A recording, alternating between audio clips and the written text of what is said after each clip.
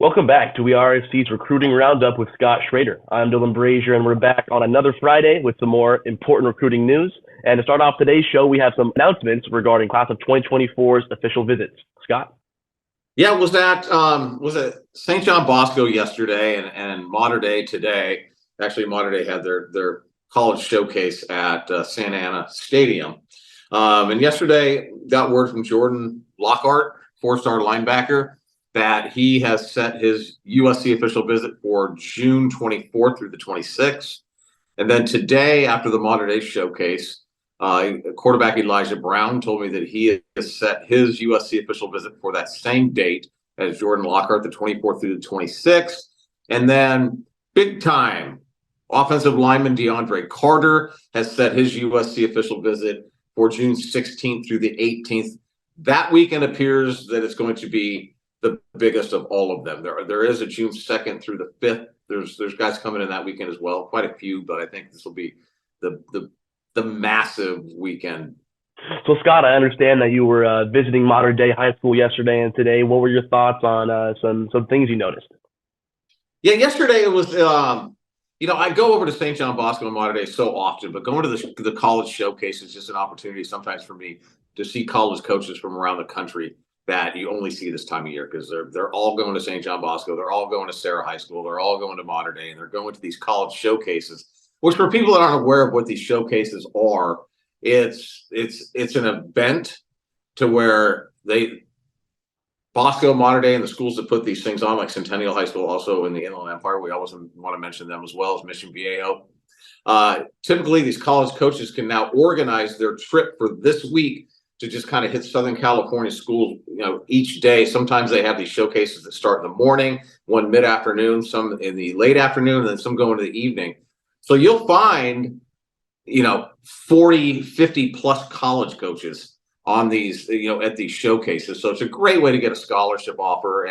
And yesterday, we can talk about a couple other things too that happened at Bosco. But yesterday, a young class of 2026 rising sophomore defensive back Joshua Holland got an offer from Coach Dante, who was out at the Bosco showcase yesterday. I had a chance to talk to Kingston Biliamu Asa afterwards, just kind of get, where are things at right now?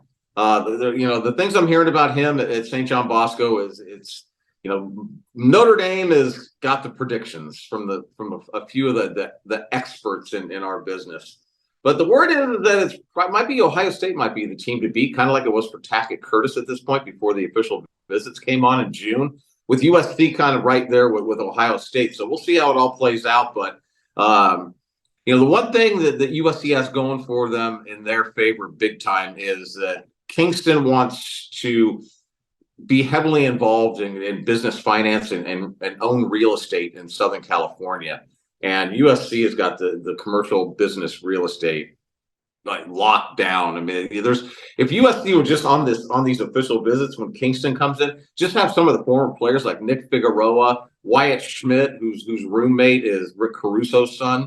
Have guys like that come in and say, look what we can do. Even Michael Hutchings. Michael Hutchings left a $250,000, $300,000 a year job outside of football to come back to coaching because that's where his passion was. So I went on a bit of a rant here on on the Bosco stuff, but he also you might be on the lookout, USC fans, for Peyton Woodyard, who's committed to the University of Georgia. I would be surprised based off of yesterday if USC doesn't get an official visit. He didn't tell me, he has a date set or anything like that, but just stuff that I've been hearing. And then Marcellus Williams. I think USC made his brother Max obviously plays at USC. His dad's a huge USC fan. So USC's always had that going for him. Plus Coach Dante is literally like family to the Williams, to the Max Williams family. And I think USC with Mekhi Blackman going in the third round of the NFL draft, kind of going from where he was not going to get drafted prior to his time at USC to ended up getting developed in a third rounder was a big deal. So, those are kind of the big guys that USC is recruiting from St. John Bosco, and I'll hurry up on Mater Dei here. But Xavier Brown, he's taking his official visit. He's set for the early June. Elijah Brown, we've already touched on him, and DeAndre Carter. After that, Elijah Brown and those guys, there's really not going to be anybody else from Mater Dei. I don't think Brandon Baker, who is probably the top offensive line prospect for USC, won't be visiting. So this was kind of a lengthy, wordy segment that we had right here, but it's a lot of information that is worth sharing with everybody. Oh, yeah, of course. Moving on, we have some more information regarding class of 2024 running back Nate Palmer and his interest in USC. Scott? Yes, it was very interesting yesterday. We kind of knew that the chances were extremely high that the two running backs that Kyle McDonald was going to bring in were going to be two more Texas running backs. And of course, Brian Jackson committed to USC a few weeks ago he's from McKinney, Texas. Big running back, about 230-pound running back. So he's kind of the thunder of this recruiting class, like Lendale White back in the day, and Reggie Bush was lightning. And so Kyle McDonald was looking for the second running back, and we always kind of felt strongly that it was going to be either Taylor Tatum from Longview, Texas, or Nate Palmer from Decatur, as you said. And Marshall Levinson from our new one of our newest additions to our WeAreSC staff lives actually in the Dallas area. So he went over to Decatur, Texas to see Nate Palmer yesterday. And the first thing he said is that he looks a lot better than he thought he did based off of the film that he saw. And he looks good on film.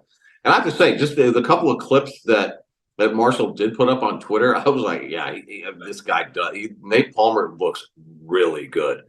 So as it turns out, USC appears to be the school to beat right now, and a commitment could come from him shortly after his official visit, which is coming here the first week in June. So it's going to be very interesting to see if that does in fact happen.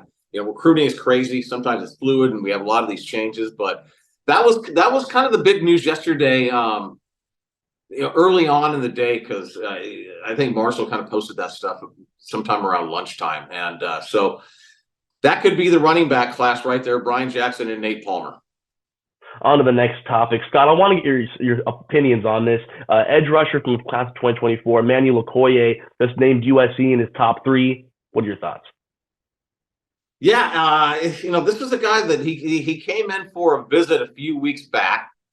And I had actually hit him up. It's really been challenging to get in touch with him because he's in London, obviously, and I don't know why it would impact text messaging, but we've been playing. I think we talked about this last week, kind of text tag, and it's kind of like, hey, and it comes like days apart, that type of text tag, and so we've never really gotten on the phone. But he was a guy that came in, and I know that Sean Newitt loves this kid, but.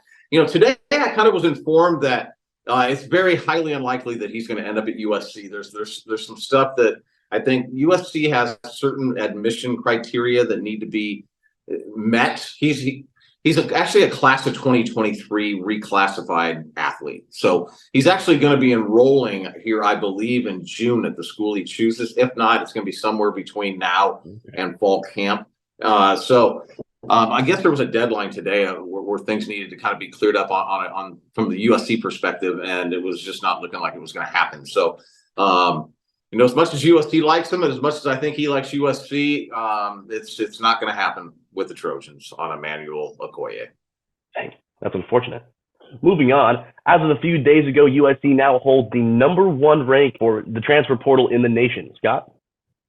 Yeah, the Traquan Fagan's commitment, and I think they've now announced him, so he's signed. He'll be enrolling next month. Put USC over the top. Colorado, we may touch on this in kind of detail next week, you and I, on Colorado's transfer class, because numbers-wise, USC is not anywhere sniffing how many transfers in that Colorado has, but that's because USC didn't need to have that many. But it's still been a pretty good number, and I was just going to go down the list just really quick to kind of give people a refresher course on what USC really has added, and it becomes really clear after you start hearing these names on why. I'm really convinced that USC's defense, even if they didn't make any changes on defense, with the personnel that they will have next season, the defense would be vastly improved. But we also know there's been significant scheme changes heading into next year. So that might be a topic that you and I also go off on. I've kind of learned a lot this week on the USC defense, and it was actually quite interesting stuff. But Traquan Fagans, okay, he was a top one. He was ranked at about 135 in the nation, when he came out of high school in class of 2022. So you got a guy like that. Emmanuel Pregnon from Wyoming. Bear Alexander, 5-star out of high school. Anthony Lucas, 5-star out of high school. Both those last two guys, Bear Alexander and Anthony Lucas, will both be additions to the defensive line. Jarrett Kingston is another offensive lineman that will be joining Emmanuel Pregnon, and those are also two really, really good players they've added. Jack Sullivan. Jack Sullivan is one of those guys that we may not talk about. He's not that sexy addition like an Anthony Lucas and a Bear Alexander, but I'm telling you, this guy is going to make a big impact on the defensive line. This guy's long. You know what I'm talking about. Oh yeah. From Purdue, and then you got Marshawn Lloyd and Michael Tarkin, and the guys that have been around a while. We've been talking about them all spring, but it was just another. From a roster overhaul perspective, which overhaul might be a bit strong, but to beef up the goal was to make the defensive roster and add depth on top of everything else this offseason. USC has gotten at least an A- grade on that.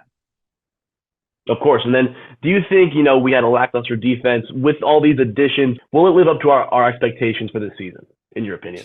Well, I'm not sure what everybody's expectations are.